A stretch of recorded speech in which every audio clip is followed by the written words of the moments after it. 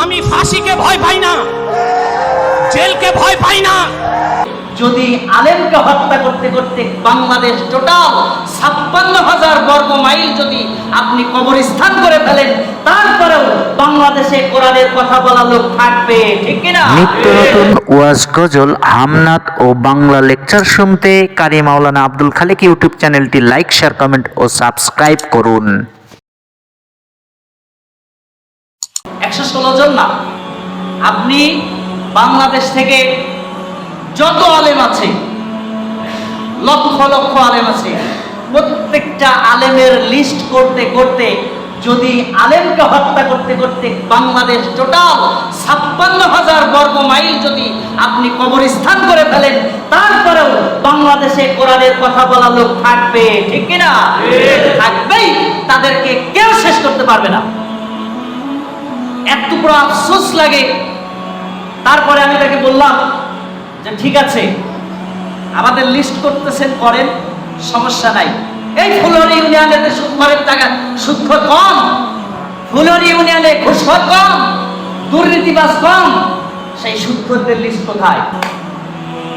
দুর্নীতিবাজদের list কোথায়? গাঁজাখোরদের list কোথায়? কে কে গাঁজা খায় পুলিশ প্রশাসন জানে না? ধরে না কেন? ইব্রাহিম আলাইহিস সালামকে আগুনে নিক্ষেপ করা হলো, কিসের অপরাধ? ইউসুফ পয়গম্বরকে কুয়ার মধ্যে নিক্ষিপ্ত করা হলো, কিসের অপরাধ? এবং রাসূল সাল্লাল্লাহু আলাইহি সাল্লাম বলেছেন তার প্রিয় সাহাবী খাব্বাবকে উদ্দেশ্য করে, খাব্বাব, আমার পূর্বে শত সহস্র পয়গম্বর এই দুনিয়াতে পদার্পণ করেছে, অথচ তাদের এমন রেকর্ডও আল্লাহ রাব্বুল আমাকে শুনিয়েছেন, তাদেরকে জীবন্ত ধরে করাত দিয়ে ফেড়ে ফেলা হয়েছে। নাউজুবিল্লাহ। নবী তারা, আল্লাহর প্রেরিত দূত, তাদেরকে জীবন্ত ফেড়ে ফেলা হয়েছে, তাদেরকে টুকরো টুকরো করে ফেলা হয়েছে, তাদেরকে জীবন্ত কবর দেওয়া হয়েছে। আপনি কি রাসূল সাল্লাল্লাহু আলাইহি সাল্লামের চাইতেও এবং অন্যান্য পয়গম্বরের চাইতেও এত বুজুর্গ, এত বিখ্যাত আলেম যে আপনার উপরে চাপ নাই? আমরা বুঝি না? চাপ তো ওই আলেমের উপরে যাবে না যে আলেম ইহুদিদের দালালি করে, ঠিক কিনা? আমরা 116 জনের লিস্ট আমার কাছে আছে, দেখে নেবেন। 116 জনের মধ্যে সব দলের মোটামুটি বিজ্ঞ আলেম যারা তারা আছে।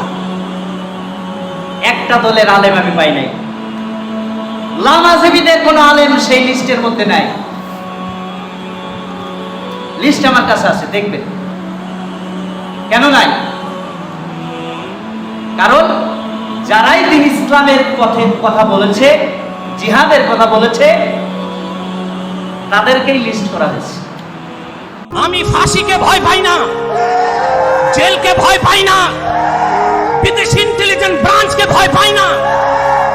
যদি এই দেশের মানুষকে ফাঁসি দিতে দিতে রশি শেষ হয়ে যায়, কোরআনের কর্মীদের হত্যায় যদি বুলেট শেষ হয়ে যায়, এই দেশে মুহাম্মদ সাল্লাল্লাহু আলাইহি ওয়াসাল্লামের গোলামরা একের পর এক ইসলামী আন্দোলনের নেতৃত্ব দিয়ে যাবে।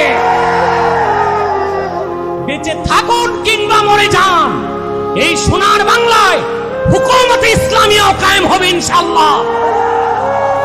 সেটা ন্যাশনালিজম, সোশ্যালিজম, কমিউনিজম, সেকুলারিজমের মাধ্যমে নয়, খিলাফত আলা মিনহাজিন নবুওয়াতের আদলে শারঈয়া ইসলামিয়া বাংলাদেশে কায়েম হবে ইনশাআল্লাহ।